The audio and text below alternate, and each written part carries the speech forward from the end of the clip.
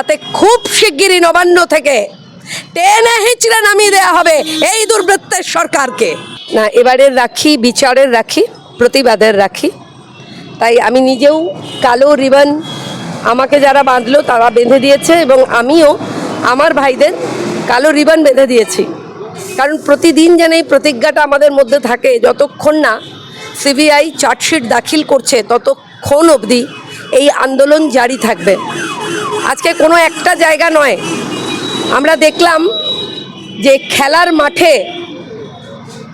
খেলার মাঠে এই বাংলার যে একটা যুযুধান দুই পক্ষ ছিল এবং এই যে ইলিশ চিংড়ি বা বাঙাল ঘটি যাই বলুন, মোহনবাগান ইস্ট বেঙ্গল যাই বলুন, এই যে যুযুধান পক্ষের এই লড়াই থেমে গেল। আমরা দেখলাম ভাইরাল হলো মোহনবাগান সমর্থক একটি ছেলের কাঁধে ইস্টবেঙ্গল সমর্থক একটি ছেলে বারবার বলছে উই ওয়ান্ট জাস্টিস।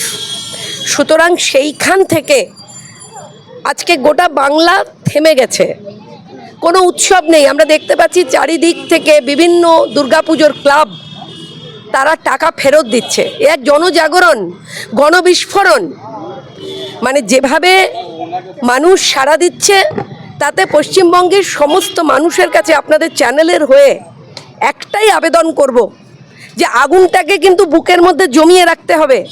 এই আন্দোলন থামিয়ে দেবার পূর্ণ চেষ্টা হবে। আমরা জানি যে যারা আমরা কথা বলছি তাদেরকে থানা থেকে ডাক আসছে, যারা আমরা লিখছি সোশ্যাল মিডিয়ায় তাদেরকে থানা থেকে ডাক আসছে। ভয় পেলে চলবে না, একদম ভয় পেলে চলবে না। তার কারণ যে মেয়েটিকে 100 কামড় দেওয়া হয়েছে, যার এত হাড় ভেঙেছে তার একটা হাড় ভাঙেনি, সেটা হলো শিরদাঁড়া, মেরুদণ্ড।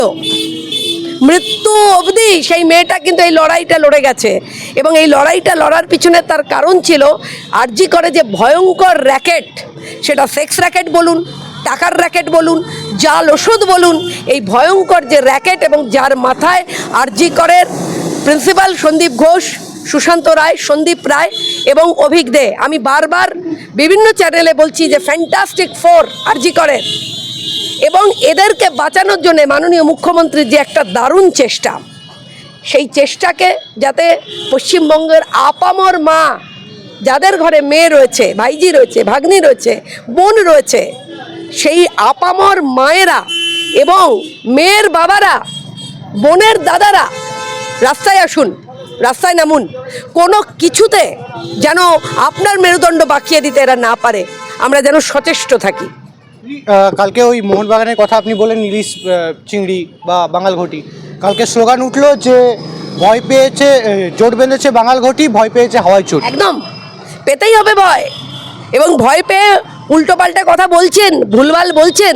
এবং তার থেকেও যেটা বিষয় সেটা হচ্ছে শাসক দলের রাজ্যসভার এমপি সুখেন্দু শেখর বাবু, তিনি কি বলেছেন? তিনি বলেছেন সিপি বিনীত গোয়েলকে কাস্টাডিতে নিতে।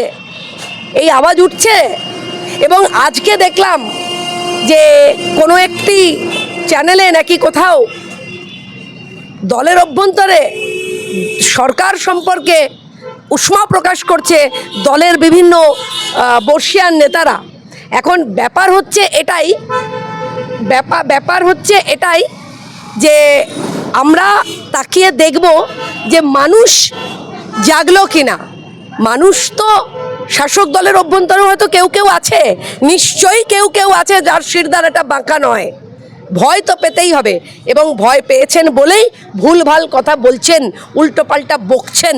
তাই আমাদের আজকের এই রাখির দিন, যে রাখি হয়ে গেল প্রতিবাদের রাখি, বিচারের রাখি, আমি পশ্চিমবঙ্গের লাখো ভাইকে বলবো, যারা বোনের কাছ থেকে রাখি পরলেন বা পড়তে পারলেন না, আমাদের মতন কালো রিবন বাঁধলেন, তাদের বলবো বুকের মধ্যে আগুনটা জ্বালিয়ে রাখুন।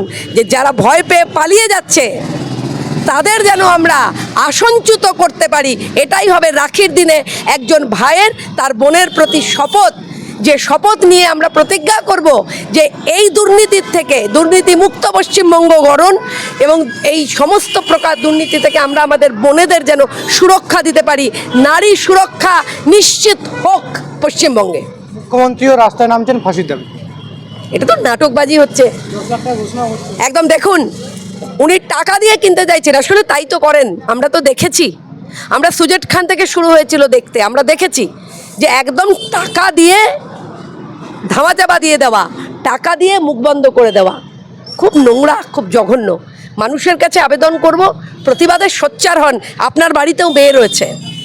আজকে যে কর্মরত চিকিৎসক মেয়েটির উপরে যে নারকীয় অত্যাচার হলো, কাল আপনার মেয়ের উপরেও হতে পারে, নিশ্চিত কিছু বলা যাচ্ছে না। এবং যারা দুর্বৃত্ত, তারা কিন্তু এই দেখে আপনার মেয়েটিকে রেয়াত করবে না যে আপনি তৃণমূলের কত বড় সমর্থক। এটা মাথায় রাখবেন। যদি অন্ধকারে ঝোপের দ্বারে আপনার মেয়েটির উপরে অতর্কিত আক্রমণ আসে, তখন এই বলে বাঁচবেন না যে আপনি তৃণমূল করেন, কিন্তু আপনার মেয়েটি এই বলে এই বলির শিকার হয়ে যাবে। তার কারণ পশ্চিমবঙ্গে নারী সুরক্ষা নেই। লজ্জা, লজ্জা। এটা যদি হয় যে 1,500-2,000 টাকা দিলে যারা তৃণমূল কর্মী তারা তাদের ঘরের মেয়ে বোনেদেরকে তুলে দেবেন রাক্ষসদের হাতে, তাহলে কিছু বলার নেই। এই জাতটা একেবারে নিঃশেষ। তবে আমার বিশ্বাস এখনও শুভ বুদ্ধি সম্পন্ন মানুষের প্রতি আমার বিশ্বাস, শুভ বোধের প্রতি, যে এর দিন আমাদের দেখতে হবে না। যেভাবে গণ আন্দোলন গড়ে উঠেছে, যেভাবে মেয়েরা রাস্তায় নেমেছে, তাদের পাশে তাদের ভাইয়েরা, তাদের বাবারা, তাদের স্বামীরা যেভাবে শক্ত হাতে এই আন্দোলনকে জারিত করছে, তাতে খুব শিগগিরই নবান্ন থেকে টেনে হিঁচড়ে নামিয়ে দেওয়া হবে এই দুর্বৃত্তের সরকারকে। পদত্যাগ চাইছেন মুখ্যমন্ত্রী?